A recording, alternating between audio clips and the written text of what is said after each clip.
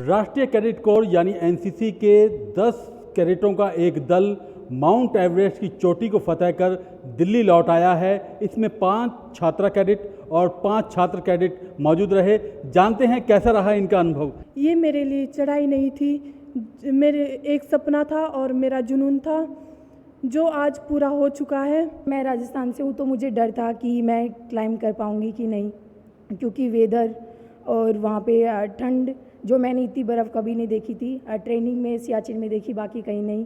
तो मुझे डर था कि मैं राजस्थान से हूँ तो हो पाएगा कि नहीं, पर मेरी टीम और एनसीसी जिन्होंने मुझे बहुत सपोर्ट किया, मोटिवेट किया कि मैं कर सकती हूँ। This is the only chance that we get from the NCC. We are very proud that giving a chance, we all did our summit. So this had bring the proud to the country. So that is the most beautiful thing. Mount Everest एक ऐसा पर्वत है जिस पे हर कदम पे मुश्किलें आते हैं, लेकिन जो हमारा टीम वर्क था, जो हमारा टीम लीडर का जो हमारे ऊपर एक्सपेक्टेशंस था और सभी सर का एक्सपेक्टेशंस था, वो सब हमको इतना मोटिवेट किया कि हमने एवरी ऑब्स्टैकल्स को हमने पार किया और इजीली सक्सेसफुली किया। बहुत प्राउड फील हो रहा है कि हमने सक्सेसफुली और सेफली माउंट एवरेस्ट क्लाइंब किया। एंड माउंट एवरेस्ट चढ़ना सिर्फ एक फ़िज़िकल चैलेंज नहीं बल्कि एक मेंटल और इमोशनल जर्नी भी थी हमारे लिए। मैं बहुत ही गर्व महसूस कर रहा हूँ, क्योंकि मेरे लिए सिर्फ पहाड़ नहीं था, एक लक्ष्य था, जुनून था और अपने आप को साबित करने की एक परीक्षा थी। मेरे लिए भी एक बहुत बड़ा सपना था सर, एक ऐसा स्टेज जहाँ पर मैं खुद को प्रूव कर सकूँ, और आखिर ये मौका मुझे मिला।